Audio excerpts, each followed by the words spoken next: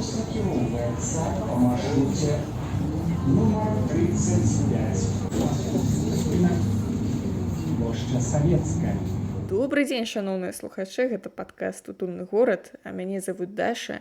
І сёння да мяне завітаў спадар Сергей Любімаў, і насамрэч ён да мяне завітаў ужо другі раз, таму што на нас надышоў нейкі праклён, і мы не можам запісаць гэты выпуск ужо месяц. А тым не менш, тэма у нас вельмі цікавая, але менавіта пра гэтую тэму і ўвогуле пра сферу сваіх навуковых інтарэсаў распавядзе непасрэдна спадар Сергей. Добрый дзень, Дар'я. Я, можа, пакуль не казаў бы, што гэта праклён. Паглядзім, як будзе далей. Сфера маіх навуковых інтарэсаў, сацыялогія і урбаністыка. Калі казаць пра асвету, то у мяне ёсць досвед працы адначасова і ў сацыялогіі, і ў урбаністыцы. Я абараніў дысертацыю дактарскую па сацыялогіі ў Польскай акадэміі навук у Варшаве і таксама вывучаў урбаністыку ў Баухаус-Дэсау. Гэта такі праект, які называўся Баухаус-Коллег. Баухаус – гэта так называецца суполка архітэктараў, ну і суадносна фонд. Справа пачалася ў 20-е гады ў Нямецчыне. Тады быў заснаваны універсітэт Баухаус, а ва ўніверсітэце гэтым працавалі ўсякія крэатыўныя мадэрновыя архітэктары. Дарэчы, усе гэтыя прышпільныя канцэптуальныя панелькі – гэта, як правіла, іхніх рук справа. У 33-м годзе універсітэт зачынілі нацысцкія ўлады, таму што гэта Нямецчына, 33-й год. Але справа Баухауза на гэтым не загінула, бо суполка разраслася па ўсім свеце, а ў горадзе Дасау пасля вайны ўзнікла нешта накшталт галаўнога офісу фонда. Там зараз ладзяцца ўсякія івенты, там ёсць музей, які можна наведаць, і там праходзяць усякія адукацыйныя курсы. Менавіта там вучыўся спадар Сергей. Вось яны ў сярэдзіне нулявых гадоў рабілі такі рэстарт класічнага Баухауза, як нейкай такой сінкрэтычнай асветы, такой халісцкай асветы пра прастору, пра горад з пункту гледжання і мастацтва, і дызайна, і архітэктуры, і інжынерыі, і паліталогіі, і сацыялогіі, і так далей. Ну, вось там я вучыўся працаваць у сапраўды міждысцыплінарных камандах у рамках аднаго праекта на адну мэту, але з людзьмі з вельмі розных спецыяльнасцяў. Там я вось не тое, што даведаўся, але вось зразумеў, што мы становімся спецыялістамі, калі вось наша экспертыза, нашы веды, тое, што мы можам, умеем, становяцца актуальнымі для людзей з абсалютна іншых сфераў. Зараз я працую ў ЕГУ, там у 2007 годзе з калегамі мы сузаснавалі лабараторыю крытычнага урбанізму і там рэалізоўвалі шэраг праектаў выдавецкіх, адукацыйных, даследчых і гэтак далей. І вось працягваю гэта яшчэ рабіць. Сёння, прынамсі, я вывучыла два новыя словы, гэта сінкрэтычны і халісцкі. Усебакова іх, напэўна, можна перакласці. В прынцыпе, да, усебакова, але таксама гаворка ідзе пра тое, што мы імкнемся спалучаць нешта, што звычайна не спалучаецца, але шукаць шляхі, да, шукаць камбінацыі, калі мы можам выбудаваць максімальна такі універсальны погляд на тую ці іншую праблему. Калі казаць менавіта пра тое, што мы сёння сабраліся абмяркоўваць пра урбанізацыю, гэта, мне падаецца, якраз той працэс, які можна разглядаць і з пункту гледжання сацыялогіі, і з пункту гледжання антрапалогіі, і з пункту гледжання урбаністыкі. Вось мы ўжо пачалі гэтую размову з вамі, і у нашым рэгіёне, вось у гэты канкрэтны гістарычны перыяд, у якім мы жывем, там у школах, ва універсітэтах, ёсць такая традыцыя лічыць, што урбанізацыя – гэта масавы пераезд насельніцтва з вёскі ў горад. А гэта не так. Гэта не зусім так, вядома, гэта не зусім так. Гэта тое, што адпавядае вось тому гістарычнаму моманту, у якім мы жывём, і таму рэгіону, той рэгіянальнай спецыфікі, дзе сапраўды вось гэты працэс дамінаваў апошнія 50-60 год. Таму такая распаўсюджанасць вось менавіта гэтага вызначэння. Але я б прапанаваў глядзець на урбанізацыю, ці разглядаць гэты панятак, гэты працэс з перспектывы шчыльнасці насельніцтва той ці іншай прасторы. Вось калі мы дасягаем пэўнага ўзроўню шчыльнасці, мы можам казаць, што мы назіраем працэс шчыльнасці насельніцтва, а таксама шчыльнасці, скажем так, вынікаў дзейнасці людзей, дзейнасці гэтага насельніцтва, тады мы можам казаць пра урбанізацыю. То, што мы назіраем, гэта урбанізацыя. Вядома, што пачынаецца гэты працэс вельмі даўно ў гісторыі чалавецтва, і калі вось шукаць ягоны грунт, ягоную аснову, я б казаў, што гэта падзел працы. Вось калі людзі зразумелі, што яны могуць кааперавацца, яны могуць неяк паміж сабой вызначаць, хто будзе што рабіць, гэта становіцца такім штуршком для роста шчыльнасці на тых ці іншых тэрыторыях. Вось, калі людзі вызначаюць, што вось, хтосьці там ідзе на паляванне, хтосьці глядзіць за дзецьмі, хтосьці глядзіць за вогнішчам. Вось гэта такі першыя прызнакі, ці там першы грунт росту шчыльнасці насельніцтва на пэўных тэрыторыях. І ўсю гісторыю чалавецтва можна разглядаць у якасці такіх розных формаў кааперацыі. Што зараз мы ўсё яшчэ жывем у кантэксце, калі дамінуючай формай кааперацыі, дамінуючай формай падзелу працы з'яўляецца падзел працы ў рамках нацыянальнай дзяржавы, у рамках нейкай нацыянальнай тэрыторыі. У прынцыпе, працэс гэты пачынаецца хутчэй у эканоміцы, а не ў палітыцы, пачынаецца ў сярэдзіне недзе 19 стагоддзя. І адначасова будуюцца палітычныя формы, якія папавядалі гэтаму эканамічнаму працэсу, ці там адпавядалі працэсу крысталізацыі менавіта нацыянальных эканомік ці там нацыянальных рынкаў. Яшчэ зараз мы тыя інстытуты дзяржаўныя, якія мы бачым навокал, яны ўсё яшчэ працуюць на гэтую мэту падзел працы ў рамках нацыянальнага грамадства. Сацыялогія, дарэчы, шмат у чым вырастае з гэтага назірання. Я тут спаслаўся на кніжку, вельмі вялікую важную кніжку Эміля Дюркгейма «Падзел працы ў грамадстве», дзе ён якраз паказвае, што мадэрныя сацыяльнасці ці тое грамадства, якое ўвогуле патрабуе сацыялогіі як дысцыпліны, каб лепш сябе зразумець, гэта грамадства, якое вынікае з пэўнай формы падзелу працы, менавіта прамысловага падзелу працы.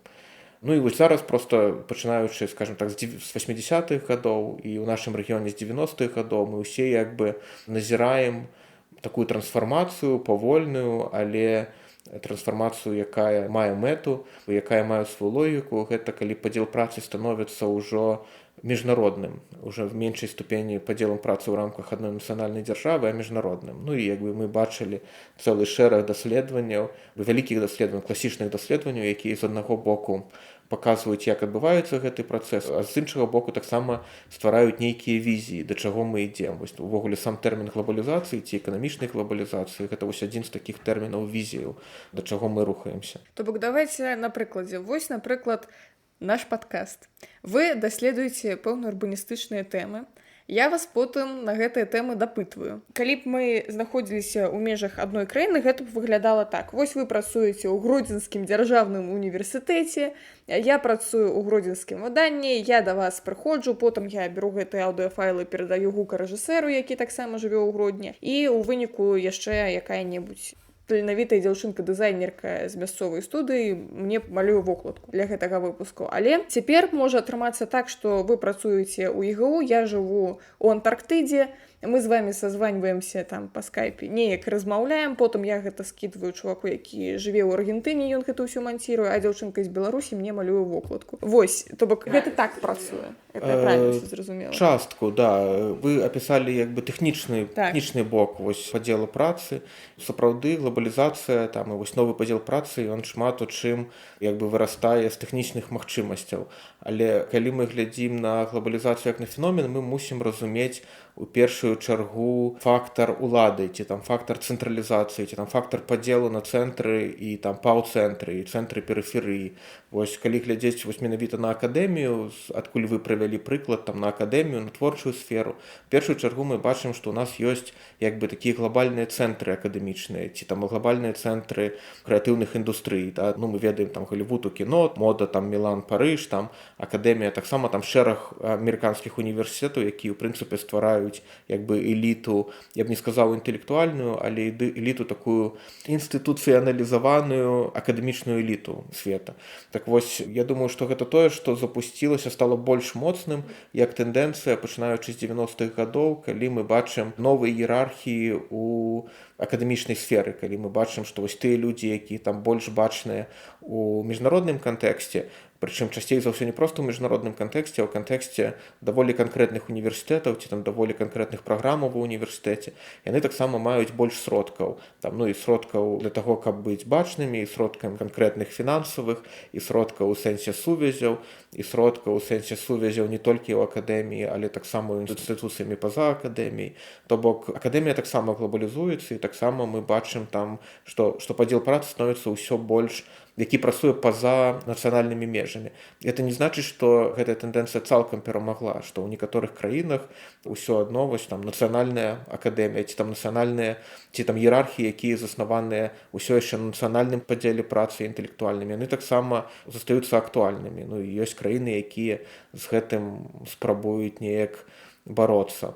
Калі казаць з гарадамі, то, вядома, тут гаворка ідзе пра канцэнтрацыю працоўнай сілы, там пэўнага ўзроўню, там пэўных ведаў у канкрэтных лакацыях. Я прыводзіў там прыклады там Каліфорніі, там прыводзіў прыклады Парыжа, Мілана, там гэта вось такі, ну, прыклады такіх гарадоў, якія ў глобальным падзеле працы знайшлі сваю нішу, і гэта была такая доўгая тэндэнцыя, да, вось гэтага пошуку і барацьбы за сваю нішу, і зараз яны гэтую нішу неяк выкарыстоўваць, вядома, з карысцю для сябе. Вельмі шмат даследаванняў, якія якраз паказваюць гэты працэс, як гэта адбываецца і чаму менавіта пачынаючы з 80-х гадоў, яшчэ больш з 90-х, гэты працэс паскорваецца. Да пытання гарадоў, якія паміж сабой падзялілі пэўныя заняткі. Так, пэўныя заняткі, пэўныя нішы. Гэта тое ж самае, як, не ведаю, у Беларусі ёсць мястэчка Гарадзея, і там ёсць цукравы завод, і вось там усе, хто працуюць, яны так ці інакш маюць дачыненне да гэтага завода. Вось гэта з той жа серыі, не? Ну, ў прынцыпе, так, да. Ну, проста, што ў Беларусі, вядома, тут ёсць такая, як бы цікавая, не то што метафора, такое выказванне. Быў такі палітолог, эканаміст Стівен Кобрын, які працаваў менавіта вось у гэтай перспектыве міжнароднай палітычнай эканоміі. І ён сказаў, што пачынаючы з 90-х гадоў дзяржавы ў свеце стаюць перад дылемай, падобнай дылемай. Вы або за суверэнітэт, або за эфектыўнасць вашай эканомікі. Калі вы хочаце, каб ваша эканоміка развівалася, каб усё было эфектыўным, вы можаце, скажем так, адмовіцца ад часткі свайго суверэнітэту. Калі вы хочаце абараняць свой суверэнітэт да апошняга, то тады вы мусіце як бы змірыцца з тым, што ваша эканоміка не будзе хутка развівацца, што яна не будзе такой дасканалай. На першы погляд, беларускія ўлады робяць выбор на карысць суверэнітэту, да, што вось мы будзем кантраляваць максімальна вось гэты падзел працы менавіта ў нацыянальным маштабе, мы будзем як мага менш убудоўвацца ў міжнародныя праекты, міжнародны падзел працы. Вядома, што тут як бы толькі Расія лічыцца як бы сваімі ці там часткай свайго рынку, але таксама там увесь час ёсць захад, каб максімальна аўтанамізавацца ў дачыненні да расійскіх уладаў там і расійскай эканомікі. Беларускія ўлады эксперыментавалі вось з гэтым, пачынаючы з 15-го года ў новай геапалітычнай сітуацыі ў выніку вайны і ў выніку крызіса даволі моцнага 15-16 года. Але пасля 20-го года ўсё як бы адкатваецца назад, нягледзячы на ўсе гэтыя эксперыменты, калі сапраўды была такая, ну, не тое, што пераарыентацыя, але я б сказаў, эксперыменты, да, з тым, каб убудоўвацца ў кантэкст падзелу працы міжнароднага. Ну, карацей, за моцную незалежную Беларусь. У вельмі такім своеасаблівым разуменні, я б так сказаў. Гэта суверэнітэт, які не будуецца на каштоўнасцях правоў, свабодаў грамадзян, якія жывуць у Беларусі. Гэта таксама вельмі важны як чыннік у беларускай сітуацыі. Калі мы ўжо пачалі весці гаворку пра гісторыю Беларусі, давайте вернемся вось да такой вясёлай статыстыкі. Напрыклад, у Гродзенскай вобласці суцэльнай працэнт гарадскога насялення яшчэ ў 40-м годзе быў 17%, а ў 21-м стаў 76%. Гэта занадта хутка, ці гэта нармальны працэс для 20-21 стагоддзя? Для нашага рэгіёна гэта нармальны працэс. Я думаю, калі мы паглядзім на Літву, на літоўскую статыстыку, там адрозненне будзе невялікае. Гэта ўсё вельмі падобнае. Дарэчы, гэта таксама стварае вельмі падобныя выклікі, да, ці праблемы, напрыклад, для Беларусі і Літвы. Я думаю, і там недзе 60% жыллёвага фонду гэта дамы, пабудаваныя ў савецкі перыяд з вельмі нізкай энергаэфектыўнасцю. Розніца ў тым, што ў Літве ёсць доступ да тэхналагічнай фінансавай дапамогі і ў развязу, каб нешта з гэтым рабіць, каб рабіць як бы праграмы мадэрнізацыі, там тэрмаізаляцыі гэтых дамоў. У Беларусі гэтага няма, але сама як бы статус-кво даволі падобны вось у такім інфраструктурным плане. В прынцыпе, за рэдкім выключэннем увесь рэгіён быў такі. Вядома, што там Латвія, Эстонія крыху хутчэй развіваліся ў прамысловым сэнсе, і яны вось ужо ў міжваенны перыяд як бы былі больш прасунутыя, чым тая ж Беларусь ці Літва. Ну там Рыга за кошт мора, там за кошт сувязяў з Нямецчынай. Ну і гэта таксама, гэта бачна ў прынцыпе ў гарадах. Вось, ну вы ведаеце, вось у Рызе вось гэты квартал Югенштиль, арт-нуво, тыповы міжваенны мадэрнізм, ці там мадэрнізм не міжваенны. Першай паловы 20-го стагоддзя гэта такі цікавы феномен вось гэтага прамысловага росту. Вядома, што гэта не прамысловая архітэктура, але гэта архітэктура тых людзей, якія абслугоўвалі і рухалі гэтым працэсам, бізнэсоўцаў, бюракраты і гэтак далей. Гэта пэўны паказчык. Таксама цікава, калі мы ўжо пачалі размаўляць пра Латвію, вось у нашым кантэксце, калі вы пойдзеце ў мастацкі музей, вы пабачыце, што вось даволі шмат творцаў гэтага перыяду, пачатку 20-го стагоддзя латышы паверылі ў камунізм і паехалі ў Маскву будаваць кар'еру. Там вось мы гэта чуем у гісторыях пра латышскіх стралкоў, але таксама гэта ёсць і ў біяграфіях мастакоў, творцаў.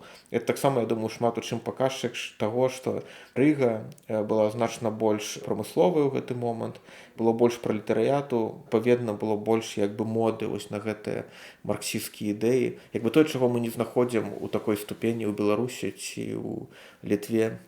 То бок, я б не разглядаў Беларусь тут як анамалію. Хутчэй былі рэгіёны, якія былі больш прасунутыя ў прамысловым плане, вось там крыху іншая траекторыя урбанізацыі. Вось Рыга, я думаю, добры прыклад. А так, мы, ў прынцыпе, ў тэндэнцыі. То бок, недзе гэта было крыху хутчэй, у нас крыху пазней, але, ў прынцыпе, усе прыйшлі да такой супер урбанізаванасці, калі пад 80% насельніцтва пражывае менавіта ў гарадах.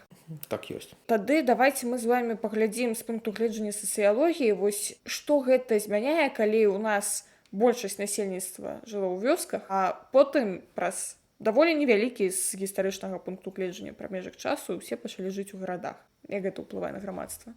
Характэрная рыса нашага рэгіёну, што да 60-х гадоў людзі, якія жылі ў вёсках, не мелі правоў. Па сутнасці, яны можна казаць, што яны не мелі грамадзянства, што яны не былі грамадзянамі вось у такім поўным сэнсе гэтага слова, хоць увогуле гэтая сітуацыя з грамадзянствам, з грамадзянскімі правамі у рамках Савецкага Саюза, гэта такая дыскусійная тэма, але характэрна, што людзі, якія жылі ў вёсках, мелі іншы статус. І в прынцыпе, гэта такая характэрная дэталь, яна шмат у чым паўтарае гэтую гістарычную заканамернасць, якая пра тое, што горад у першую чаргу пра прывілеі, што гарадскія жыхары гэта тыя, якія маюць больш правоў, магчымасцяў, свабодаў, а вясковыя жыхары менш. Я думаю, што гэта шмат у чым паўплывала на сітуацыю. Плюс мы ведаем па статыстыцы, што у Беларусі было больш прыгонных, чым ва ўсім рэгіёне. Гэта таксама наша спецыфіка ў дрэнным плане. Вось глядзіце, таксама такі спецыфічны момант, што мы ведаем у другую палову, скажем так, савецкай эпохі, калі ішоў гэты працэс перасялення менавіта з вёсак у гарады, вёскі былі беларускамоўныя.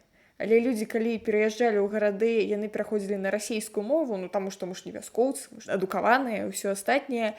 І мы назіраем такі працэс, што мінсукі, як я іх ласкава называю, якія там ужо у трэцім пакаленні, у якіх там бабулі, дзядулі ўжо мінскія, яны да беларускай мовы ўвогуле ставяцца як да нейкай экзотыкі. Вось, то бок яны яе чулі на уроках і ў метро. Тым часам, калі вы з невялікага мястэчка, нават з горада невялікага, не такога буйнога, як Мінск, вы гэтую мову чулі абсалютна натуральна. Вось як вы можаце гэта каментаваць з пункту гледжання сацыяльных працэсаў? Вядома, гэта пытанне адаптацыі. Увогуле, калі паглядзець на сацыялогію горада, вось панятак адаптацыі ці там панятак гарадскога метабалізму, як людзі адаптуюцца ў горадзе і як горад адаптуе людзей да сябе, это адна з ключовых тэмаў, і я б тут у першую чаргу спаслаўся на даследаванні сацыолагаў чыкагскай школы, гэта першая палова 20-го стагоддзя. Яны таксама глядзелі якраз, што адбываецца з людзьмі, якія пераязджаюць у вялікія гарады, і што адбываецца з вялікімі гарадамі, якія мусяць прымаць у сябе ўсё больш і больш новых людзей.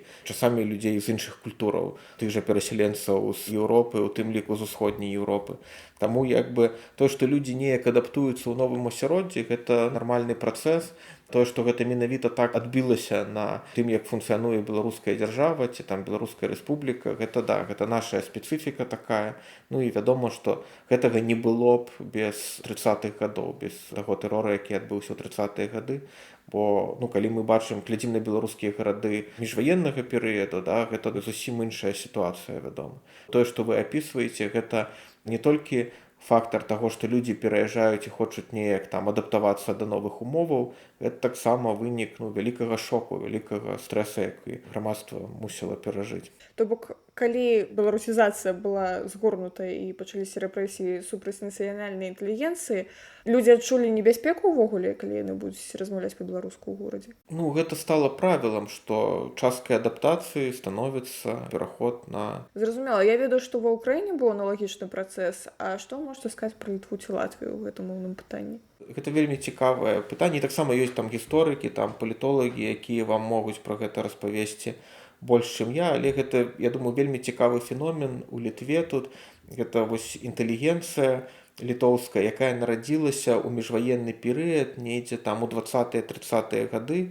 Той жа Вітаўтас Ландсбергіс носіцца да гэтай плыні. У тым ліку архітэктары, вось людзі, якія стваралі Вільню пасляваенную, пасля Другой сусветнай вайны, гэта былі людзі, у якіх быў досвед, няхай гэта будзе там падлеткавы ўзрост ці дзяцінства, але жыцця ў незалежнай Літве. У бацькоў, якія часта займалі вялікія пасады ў незалежнай Літве. Магу тут спаслацца на братоў-блізнюкоў насвіцісаў, чый бацька быў вайсковым у міжваеннай Літве. Яны шмат у чым вызначылі тое, як Вільня развівалася пасля Другой сусветнай вайны. Шмат чаго яны не далі зрабіць вось уладам, якія глядзелі на Вільню без уліку там нейкай гістарычнай архітэктурнай каштоўнасці таго, што тут ёсць. Бо там былі розныя планы, і тое, што Вільня так добра захавалася, гэта шмат у чым вынік працы вось гэтага пакалення, гэтай генерацыі, якая нарадзілася і жыла пэўны кавалак часу ў незалежнай Літве. У бацькоў, якія займалі добрыя пасады той палітычнай, сацыяльна-палітычнай рэчаіснасці. То бок гэта адметнасць Літвы. Вось я б, адказваючы на вашае пытанне, я першую чаргу казаў на тых людзей, інтэлігенцыю, якая так зрабіла кар'еры ў савецкі час, але якая шмат у чым арыентавалася на тыя каштоўнасці, якія яны пазналі, атрымалі вось у гэты міжваенны перыяд. Я магу проста шэраг прозвішчаў назваць у розных сферах. Проста у іншых варунках рэалізоўвалася вось гэта інтэлігенцыя той генерацыі, якая шмат у чым якраз пабудавала Літву, якую мы цяпер ведаем. Бо якраз, вяртаючыся да вашага пытання пра урбанізацыю, гэта якраз тое, што адбывалася. Гэта вось тыя людзі, якія вызначалі, як на ўзроўні інфраструктуры, інстытуцый Літва будзе развівацца ў гэты перыяд, калі гарады раслі. Вось тыя людзі, якія планавалі гэтыя новыя раёны, там Лаздзінай, там Каралінішкі, Шэшкіні і гэтак далей. Тыя людзі, якія таксама стваралі новы там бюракратычны кантэкст для вялікай, я маю на ўвазе гарадской Літвы, якая ўжо такая бюракратызаваная, урбанізаваная, дзе ёсць шмат прамысловасці і гэтак далей. То бок, мы ўжо з вами высветлілі, што літоўскія гарады развіваліся крыху ў іншых варунках, чым нашы беларускія.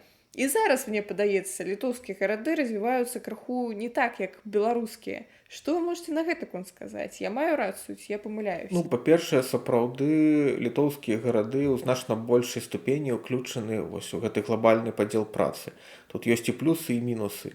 Вядома, гэта адна гісторыя. Іншая гісторыя — это тое, што вось у Беларусі, я думаю, з усіх былых савецкіх рэспублік у найбольш поўнай форме працуюць прынцыпы ленінска-сталінскія. Гэта прынцыпы татальнага ўмяшання дзяржавы, нават не дзяржавы, улады, прынцыпы татальнага ўмяшання ўлады у планаванне грамадства. То бок грамадства не ўспрымаецца, грамадства, эканоміка, рынак, грамадзянская супольнасць не ўспрымаюцца ў якасці нейкіх аўтаномных сілаў, за якімі трэба назіраць, якія трэба разумець, з якімі трэба дамаўляцца. Усё ўспрымаецца ў якасці нейкага матэрыялу, з якога можна нешта вылепіць. І вось улада як хоча, так і лепіць гэта.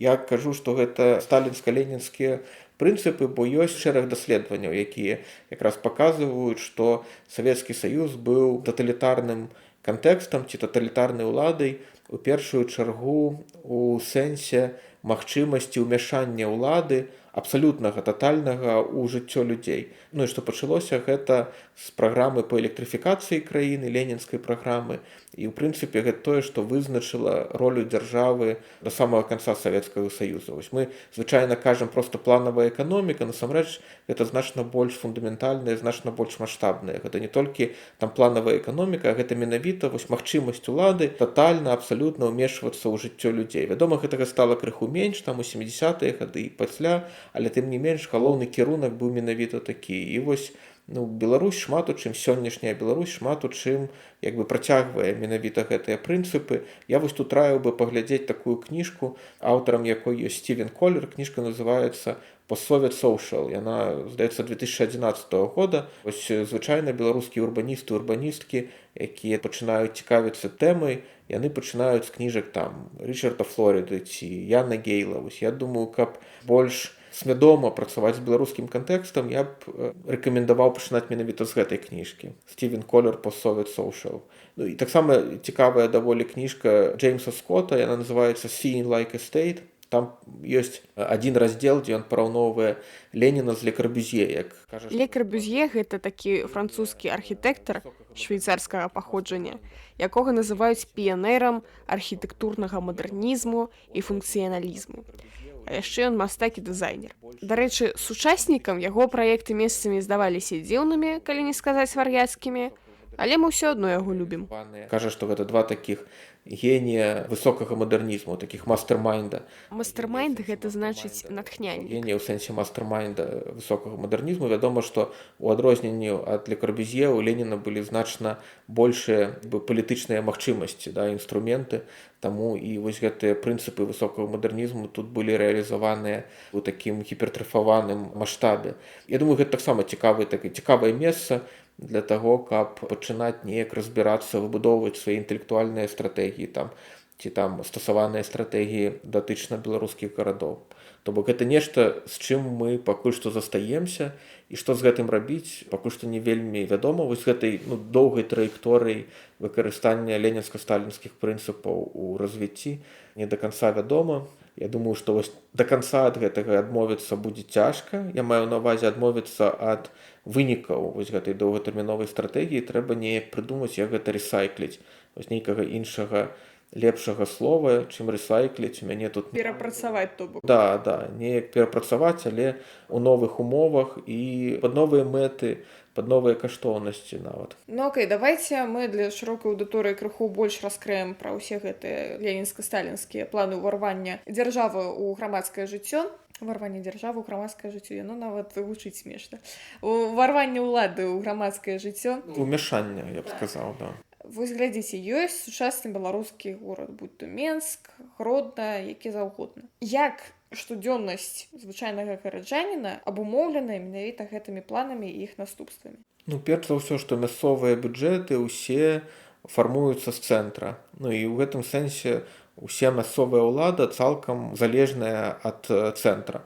Няма ні бюджэтных правоў, ні бюджэтных абавязкаў. У гэтым сэнсе яны ў меншай ступені зацікаўленыя ў развіцці, а ў большай ступені зацікаўленыя ў добрым стаўленні цэнтра. То бок лаяльнасць важнейшая за ініцыятыву. Гэта тое, што дазваляе ўручную кіраваць працэсамі з цэнтра дзе заўгодна ў Беларусі. Гэта спалучаныя рэчы. Другое гэта тое, што няма выбараў па сутнасці, што мясцовыя ўлады прызначаюцца цэнтрам, таксама галоўнае гэта лаяльнасць да цэнтра і галоўны навык, скажем так, гэта магчымасць захоўваць гэтую лаяльнасць, мець пэўную гнуткасць можа, але з мэтаю захавання поўнай лаяльнасці да цэнтра. У гэтым сэнсе сапраўды цяжка весці нейкія перамовы ці цяжка пра нешта дамаўляцца з уладамі у звычайных умовах, таму што іх галоўным суразмоўцам ёсць цэнтр, улады ў цэнтры. Таму гэта можа працаваць, але хутчэй у такіх або ў крызісных сітуацыях, калі ў цэнтра стае менш рэсурсаў і эканамічных, і ўладных, каб кантраляваць перыферыю, ці ў сітуацыі, калі вы можаце прынесці нейкую карысць мясцовым уладам, вельмі такую матэрыяльная, вельмі канкрэтная. І тут я маю на ўвазе першую чаргу еўрапейскія праекты, інфраструктурныя ці праекты ў сацыяльнай сферы, якія рэалізоўваліся ў Беларусі даволі масава, пачынаючы яшчэ з 2012 года, але таксама гэта тэндэнцыя паскорылася пасля такой адноснай лібералізацыі 15 году, калі былі выпушчаныя палітвязні ў Беларусі, і калі з'явілася значна больш рэсурсаў, перш за ўсё еўрапейскіх, для нейкіх там мадэрнізацый, новых інфраструктурных праектаў. У такіх сітуацыях улады сапраўды могуць сказаць, што ну да, давайте вось будзем размаўляць з грамадзянскай супольнасцю, бо вы там можете прынесці нейкія вельмі канкрэтныя матэрыяльныя выгады. У нармальнай сітуацыі ўсё пабудавана так, каб мясцовы кантэкст быў цалкам падпарадкаваны цэнтральнай уладзе. Пытанне першае, ці можаце вы правесці некалькі канкрэтных прыкладаў вось гэтых праектаў, якія былі там з 15 года? Просто ёсць цэлы моніторинг, іх некалькі соцен насамрэч. Напрыклад, там асвятленне ў Полацку, мадэрнізацыя. Я просто параю паглядзець, гэта цікавая асобная тэма, я раю паглядзець сайт Belarus Projects EU, штосьці такое, ці EU Projects Belarus. На жаль, сайт euprojects.by не открываецца. Я так разумею, скончыліся праекты, скончыўся і сайт. Але з іншых крыніц, добрых і розных, я даведалася пра беларускія праекты, якія сапраўды фінансаваліся ці сафінансаваліся Еўрапейскім Саюзам. Вось, напрыклад, абласная газета «Віцебскія весці» у 2020 годзе распавядала пра самую маштабную ў Беларусі мадэрнізацыю вулічнага асвятлення. Адбылася яна, як і кажа спадар Сергей, у Полацку. На 30 вуліцах устанавілі ўсякія светладыёдныя і іншыя асвятляльнікі, напрыклад, тыя, што працуюць ад энергіі сонца. А яшчэ там паклалі новыя драты і зманціравалі дэкаратыўнае падсвятленне для тых архітэктурных помнікаў, якіх так шмат у Полацку. Адбывалася гэта ўсё якраз у рамках праекта ЕС. Называецца праект «Пагаднення мэраў». Вось такі ролик я знайшла на YouTube-канале міжнароднага грамадскага аб'яднання «Экапартнёрства». Гарады на зямлі ствараюць да 80% выкідаў парніковых газаў, а гараджане адчуваюць найбольшы эфект ад негатыўных наступстваў глобальнага пацяплення. Таму мясцовыя ўлады маюць вялікі патэнцыял і адказнасць для вырашэння праблемы змянення клімату. Пагадненне мэраў па клімату і энергіі – гэта міжнародная ініцыятыва, удзельнікі якой добраахвотна абавязваюцца зніжаць выкіды парніковых газаў. І гэта, канешне, не адзіны праект, які фінансаваўся ЕС. Былі яшчэ ўсякія праекты па падтрымцы грамадзянскай супольнасці, эканамічнага развіцця рэгіёнаў, усякія экалагічныя праекты і шмат-шмат чаго. Карацей, калі адказваць на пытанне, колькі грошай еўрапейскіх падаткаплатнікаў выдаткоўвалі на Беларусь, то правільны адказ будзе да халеры. Але не трэба думаць, што Беларусь тут нейкая эксклюзіўная і што у нас з ЕС нейкія асабістыя стасункі. Насамрэч, гэта ўсё ўваходзіць ці ў праграму ўсходняга партнерства, ці яшчэ ў якія праграмы, калі добрыя еўрапейцы ахвяруюць грошы на слабаразвітых суседзяў. Але факт застаецца фактам. Там нешта было, напрыклад. Там, вядома, не ўсё як бы пра публічныя прасторы. Да, вось гэта асвятленне ў Полацку, гэта такі спектакулярны праект, вось з боку грамадзянскай супольнасці, такі фонд інтэракцыя гэтым займаліся. Фонд інтэракцыя – гэта такая дзяржаўная некамерцыйная арганізацыя, якая вызначала сваю дзейнасць так. Мы ствараем і палепшаем умовы для ўстойлівага развіцця гарадоў і рэгіёнаў Беларусі. Што здарылася з фондам? Канешне, ён быў ліквідаваны у студзені 2022 года. Там таксама шмат было пра транспартную інфраструктуру, ці пра безбар'ернае асяроддзе, ці пра мадэрнізацыю мяжы таксама. Не абавязкова гэта нешта ад пачатку як бы накіраванае на спажыўца, на чалавека такого канкрэтна. Гэта магло быць нешта, што ў першую чаргу у інтарэсах дзяржавы, як беларускай, так і еўразвяза, як, напрыклад, мадэрнізацыя мяжы. Яшчэ, што я хацела дадаць вось наконт гэтага, што ў нас вельмі цэнтралізаваная ўлада, і вось гэтыя мясцовыя кіраўнікі, яны быццам бы кіруюць, але нічога не вырашаюць самастойна. Мне падаецца, што гэта яшчэ і такі феномен, што ў нас у грамадстве даволі часта проста не было як бы індывідуальнай адказнасці.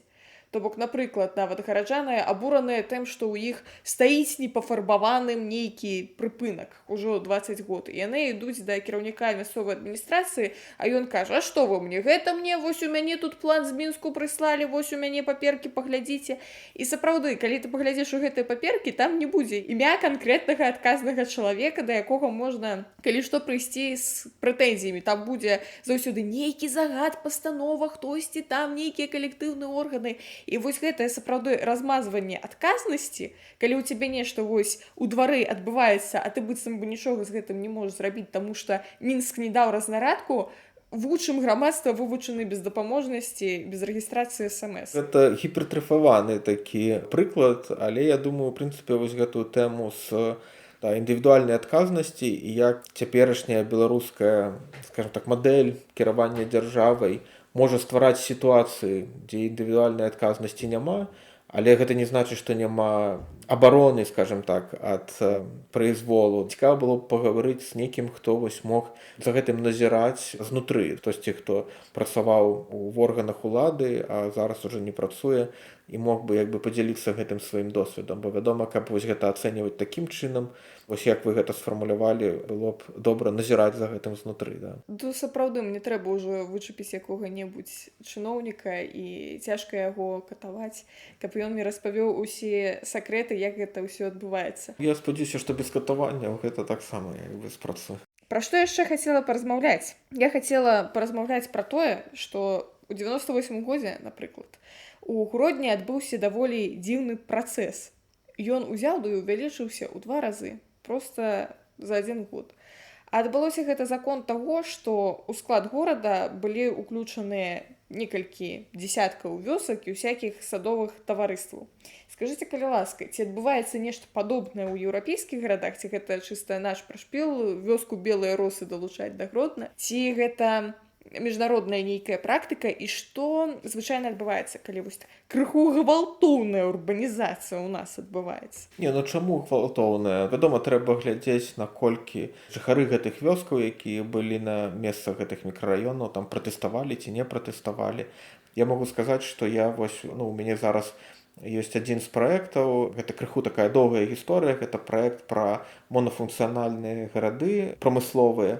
Працуем у кантэксце нямецка-літоўскім. У Літве гэта Вісагінас, як бы былы сатэліт Ігналінскай атамнай станцыі, а ў Нямецчыне гэта Айзенхюрнштадт, былы Сталінштадт, гэта такі горад з металургічнай спецыялізацыяй на мяжы з Польшчай. Ну і вось у рамках гэтага праекта мы сустракаліся, рабілі інтэрв'ю з жанчынай, чыя сям'я мела хутар, жыла каля возера Дрысвяты, дзе пабудавалі атамную станцыю, на тым месцы, дзе пабудавалі станцыю. Гэта супер цікава было, вядома, паспрабаваць зразумець, па-першае, як гэта было, па-другое, як людзі на гэта могуць рэагаваць. Вядома, гэта траўма для людзей, якія мусяць пакінуць сваю зямлю, аддаць яе для нейкага большага мадэрнізацыйнага праекта. Ці гэта жыллё, ці гэта прамысловасць, ці нешта іншае. Але гэта цікавая тэма. Цікава было б вывучаць тых, хто зараз яшчэ ў Гародні, можа, вашыя калегі, якія цікавяцца тэмы, можа знайсці людзей, якія жылі вось у гэтых вёсках. Я магу сказаць, што вельмі падобная сітуацыя ж была і ў Вільні таксама. У мяне ёсць знаёмыя, старыя віленчакі, якія хадзілі ў школу там у 50-е гады, напрыклад, школа ў Жвярынасе, ў Звярынцы, ў Віленскім раёне. І вось у школу хадзілі дзеці як з Вільні, так і з вёсак з-паза Вільні. Вершулішкі, Каралінішкі. Зараз Вершулішкі з Каралінішкі, гэта вось мікрараёны гарадскія. Але ў 50-е годы там былі вёскі, і дзеці адтуль ужо хадзілі ў Вільню, у школу, там з гары спускаліся, ось дзе зараз вуліца Нарбута, да, ось яны там у лесе спускаліся з гары і ішлі ў школу. Вельмі падобная сітуацыя. Я яшчэ раз скажу, што гэта як бы цікавая тэма для даследаванняў. Чаму? Бо гэта паказвае нам разнастайнасць гэтага працэсу урбанізацыі, што нам вельмі важна глядзець на яго не толькі з пункту гледжання вось такога высокага мадэрнізму, пра які я казаў, вось такі God view, як кажуць на ангельскай мове, калі мы глядзім, ці helicopter view, калі мы глядзім зверху ўніз, да, і проста глядзім на гэта як на планы. Вядома, на гэта ўсё важна глядзець і вось з перспектывы там тых людзей, якіх закранае гэты працэс, і для якіх гэта можа быць вялікай траўмай сямейнай, калі вы мусіце пакінуць свой дом, зямлю, якой жыла ваша сям'я шмат пакаленняў дзеля нейкага вялікага мадэрнізацыйнага праекту. Але гэта таксама не новая сітуацыя, нейкая сітуацыя, якая паўтараецца ўсюды. А вось тая жанчына, якая менавіта жыла на хутары, што яна вам распавядала? Яна вельмі шмат распавядала ўвогуле пра сваю сям'ю, як бы роль іх сям'і ва ўсёй гэтай экасістэме розных вёсак хутароў каля Дрысвята ў возера. Вельмі цікава было чуць, як яны сястрой уже спрабоўвалі неяк убудавацца ў гэтую гарадскую эканоміку, як яны паехалі вучыцца ў Дзвінск, у Даўгавпілс, як яны там атрымалі адукацыю, вярнуліся і жылі, ў прынцыпе, на тым жа месцы, у тым жа раёне, толькі ўжо ў горадзе, вось у блоку атрымалі там кватэру ці 2 кватэры, здаецца, будаваліся ў новы кантэкст. Нешта падобнае мы, вядома, знаходзім і ў Гародні, і ў Мінску, і ў Вільні, і ўсюды. Проста там гэта такі фантасмагарычны выпадак, бо гэта ўсё ж такі не проста жыллёвы раён, гэта была атамная станцыя, якая на той момант была найбольшай ва ўсёй Еўропе тады ў 80-е гады. Таму гэта такі цікавы выпадак. Я проста, гэта асобная таксама тэма, бо я гэтым займаўся апошні час. Зразумела, то бок маеце шмат чаго сказаць. Памятаеце, мы з вами яшчэ ў мінулы раз размаўлялі, але гэта ўсё не запісалася. Мы з вами мінулы раз размаўлялі пра тое, што насамрэч працэс урбанізацыі ён не абмежаваны толькі прасяленнем з вёсак у гарады, таму што ўвогуле у нас зараз панятак вёска, горад, неяк гэта ўсё змяшалася, таму што усе сядзяць у інтэрнэце, усе могуць сабе нават самую аддаленую вёску замовіць е-дастаўку ці што там. Вось давайте яшчэ раз пра гэта пагаворым. Да, дзякую, што нагадалі. Сапраўды, вось гэта такі аргумент, гэтая тэма, што сама апазіцыя горад-вёска ўжо не працуе, ён як бы неяк з 90-х, з нулявых гадоў, у прынцыпе, ўсюды амаль што прысутнічае, ва ўсіх кантэкстах розных. Ёсць людзі, якія пра гэта пішуць там у Брытаніі, у Штатах, у Польшчы, там ва ўсіх свае нейкія аргументы, свая аргументацыя, чаму гэта так. Я б, можа, асобна дадаў, што зараз апошнія, можа, 5-6 год вельмі папулярным стаў такі канцэпт планетарная урбанізацыя. І тут гаворка ідзе пра тое, што мы ўвогуле мусім кожную лакацыю разглядаць не толькі з пункту гледжання яе межаў, а з пункту гледжання таго, як гэтая лакацыя злучана з іншымі лакацыямі. Гэта і этычны, як бы, і інтэлектуальны бэкграунд ёсць у гэтага. Напрыклад, з пункту гледжання этыкі, калі мы даследуем той ці іншы мегаполіс, мы мусім разумець, за кошт чаго, за кошт якіх іншых эканомік, у большай ступені падпарадкаваных яму, ён становіцца цэнтрам. Там заўсёды ідзе такая адсылка да месцаў, напрыклад, дзе там дабываюцца карысныя выкапні, дзе, напрыклад, насельніцтва стварае аснову для багацця гэтага мегаполіса, але яно не ўлічваецца ў даследаваннях таго ці іншага мегаполіса. То бок, я спадзяюся, што гэта гучыць больш-менш... Зразумела, Мінск забірае ўсе рэсурсы. Да, што вось мы мусім, не толькі Мінск, гэта першую чаргу, конечно, такія гаворка ідзе пра глобальныя цэнтры. Важны такі падтэкст, што мы не можам аналізаваць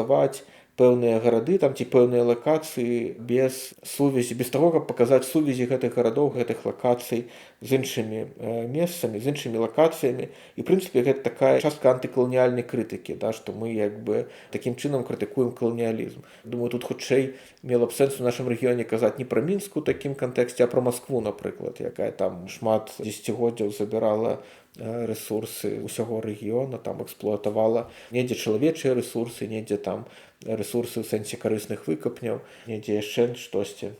Гэты як бы важны момант планетарнай урбанізацыі. Іншы важны момант, што сапраўды мы вось у нашай паўсядзённасці, у тэхналагічным сэнсе у нас ёсць магчымасць прысутнічаць адначасова ў розных сацыяльных, эканамічных кантэкстах, як седзячы недзе на хутары, там прачытаць лекцыю для нейкага вялікага універсітэту і атрымаць за гэта пэўную ўзнагароду. Вельмі просты прыклад, што гэта сапраўды зараз становіцца такой дамінуючай парадыгмай. Аналізуючы горад, мы не можам замыкацца ў межах гэтага горада, мы мусім глядзець на то, у якіх адносінах гэты горад знаходзіцца з іншымі тэрыторыямі, то бок фокусавацца хутчэй на злучэннях, на сувязях, а не на тым, што адбываецца ўнутры межаў. Мне падаецца, што, дарэчы, яшчэ адна сувязь можа грунтавацца на тым, што роля вёскі як нейкага аграрнага прыдатку ці чагосьці ўвогуле месца, дзе людзі жывуць сельскай гаспадаркі, яна зараз значна змяняецца. Абсалютна. Таксама вось калі зараз шмат гэтых размоваў пра